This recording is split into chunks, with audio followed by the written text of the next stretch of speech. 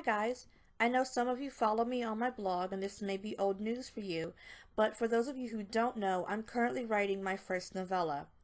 I wanted to talk about what I'm writing about and where my inspiration came from. 2 years ago, I watched all 4 seasons of Battlestar Galactica. I fell in love with all of the unique characters, the interesting storyline, and the futuristic setting. Each episode had me on the edge of my seat because you truly never knew who was a human and who was a Cylon. But the ending left me feeling really confused and kind of unsatisfied. After I'd finished Battlestar Galactica, I wasn't sure what I wanted to watch next. I was all sci-fi'd out after looking at it. I scrolled through all of the suggested shows that Netflix gave me, and one of the shows that they suggested was Mad Men. I instantly fell in love with Mad Men. I adored the set pieces and costumes for the show. Mad Men covers many different social and political events that occurred during the 1960s. The show's only flaw, in my opinion, is the fact that they ignore the civil rights movement. Mad Men occasionally touches on the subject of civil rights, but it does so at arm's length. It's almost as if the show is set in this weird alternate reality where civil rights doesn't exist. I know that the drama from Mad Men comes from the characters and their personal lives, but if you can take the time out to make sure that the costumes match the era, then you can do so for its social issues. So, I started doing research after I watched Mad Men.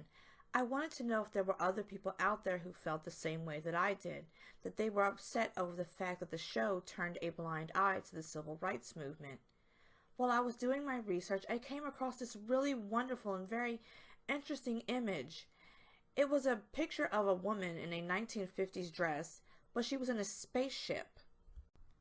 I really like this picture of this woman in this retro dress, but this slightly futuristic setting. And after doing more research, that's when I stumbled upon the term retrofuturism. Retrofuturism is a mixture of both the past and the future. A retrofuturistic setting can take place at any moment and any time. I, for one, like retrofuturistic settings that take place during the 1950s and the 1960s. And I looked at a lot of images for retrofuturism that take place during the 1950s and the 60s, but there's one thing that really kind of bothered me and kind of got under my skin. In all of the images that I kind of consumed, there were no people of color. It's as if people of color simply don't exist in the future. And it really bothered me. And I thought to myself, what can I do to fix that? For quite some time, I felt very sad. I felt like there was really nothing I can do. I mean, this is the way that it's always been. We have always been left out. After my sadness subsided, I started really thinking about how I was feeling, and I realized I had one of two options. I could sit around and wait for someone to make the kind of story that I wanted, or I can make it myself.